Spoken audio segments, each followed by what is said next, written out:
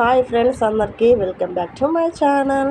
ఈరోజు వచ్చేసి నేను కోడిగుడ్డు అంటే ఉడిసి పెట్టాను ఫ్రెండ్స్. ఏం కూర లేనప్పుడు అయితే ఇది ఇన్స్టెంట్గా పెట్టుకోవచ్చు. చాలా టేస్ట్ అయితే అద్భుతంగా ఉంటుంది. నా స్టైల్లో చేసుకోండి ఫ్రెండ్స్, బాగుంటుంది. రెడ్గా వచ్చింది చూడండి ఫ్రెండ్స్. నేను చేసింది పులుసు మాత్రం సూపర్ చిక్కగా, మీకు చిక్కగా ఉంటే చిక్కగా, పలసగా ఉంటే అయితే చిక్కగా మీడియం చేసిన ఫ్రెండ్స్. 4 కోడిగుడ్డు. ఇక ప్రాసెస్లోకి వెళ్ళిపోదాం వీడియోలోకి.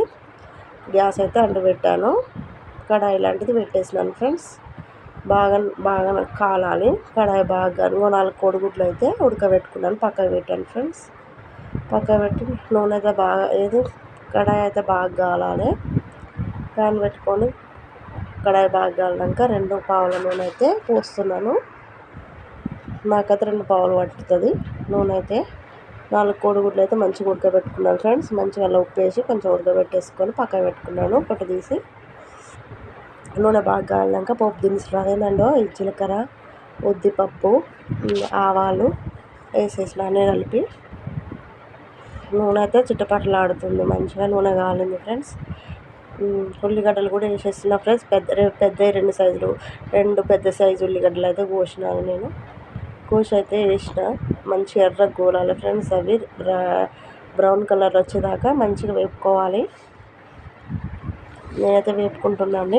ఒక పెద్ద నిమ్మకాయ సైజ్ అంతా చింతపండు అయితే తీసుకొని పక్కన పెట్టుకున్న పులుసుకి. ఓకేనా, 2 సార్లు కడుక్కోవాలి చింతపండును. మంచిగా 2 సార్లు కడుక్కొని పక్కన పెట్టుకున్నా ఫ్రెండ్స్. నేనైతే మధ్యలో కలుపుతూ ఉండాలి, మాడిపోకుండా. పోపు మాడిపోకుండా చూసుకోవాలి. పోపులే ఉంటుందండి అంతా. పోపు మాడకూడదు, టేస్ట్ అయితే మంచిగా ఉండదు. నేనైతే మాడగొట్టకుండా అయితే మంచిగా రెడ్డిష్గా వచ్చేదాకా అయితే వేసుకుంటున్నా. ఇక ఒక స్పూన్ పడుతుంది మనకు పసుపు అయితే తీసుకుంటున్నా. మంచిగా కలబెట్టుకోవాలి. తక్కువ పడితే మళ్ళీ గిత్త తీసుకోవచ్చు. నాకైతే సరిపోయింది ఫ్రెండ్స్. తక్కువ పడితే గిత్త తీసుకోండి. నాకైతే కొంచెం తక్కువ పడ్డది, కొంచెం వేసుకుంటున్నా. మంచిగా మళ్ళీ పసుపు స్మెల్ అంతా పోయినాక, పచ్చివాసన పోయేదాకా అల్లం వెల్లిగడ్డ పేస్ట్ వేసుకోవాలి. 1 స్పూను వేసిన ఫ్రెండ్స్. నేనైతే అల్లం వెల్లిగడ్డ ఫ్రెష్ది వేసుకోవాలి, బాగుంటుంది టేస్ట్ అయితే. బాగా గోలాలి నూనెలా. మంచిగా గోలినాక కొంచెం కారం వేసుకోవాలి ఫ్రెండ్స్. మంచిగా బాగా గోలినాక అడుగు మాడిపోకుండా చూసుకోవాలి, కలుపుతూ ఉండాలి. నూనె పైకి వచ్చినాక బ్రౌన్ కలర్ వచ్చినాయి మా ఉల్లిగడ్డలు.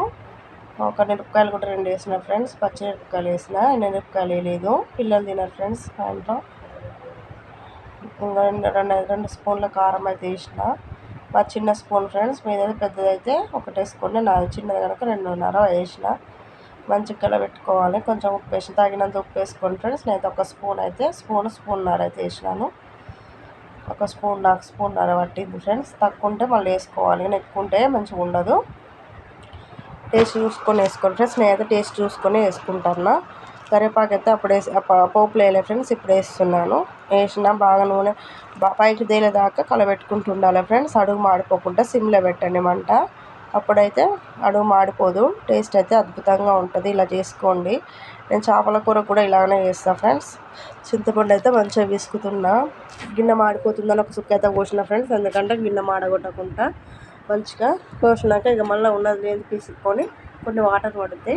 నేనైతే 2 పెద్ద గ్లాసుల వాటర్ అయితే పోసిన ఫ్రెండ్స్. ఎందుకంటే అది పుల్లగా ఉంటుంది చింతపండు. పిసికేసినాక 2 పెద్ద గ్లాసుల నీళ్ళు అయితే పోసేసినానండి. పోసేసి మంచిగా కలబెట్టుకోవాలి.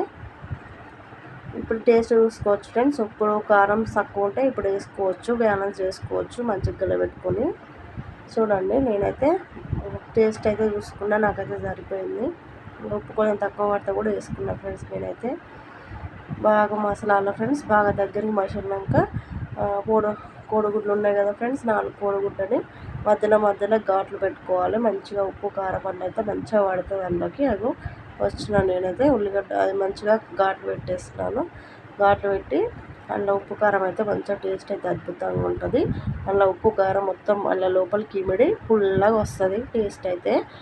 నోరుకైతే పుల్లగా కారంగా తాకుద్దండి. ఒక ఘాట్లు పెట్టుకోవాలి. నేనైతే 2 అయితే అడ్డంగా దించాను, ఒక 2 అయితే పెద్దవిగా అట్నే పెట్టేసినాను. పిల్లలకి కొట్టుకుంటారు ఫ్రెండ్స్. వాళ్ళు సగం వేసుకోవాలని వాళ్ళకైతే 2 పూటలుగా సరిపోద్దని 4 అయితే వేసినాను వాళ్ళకి. మాకు పెద్దవి అట్నే పెట్టేసుకున్నాను.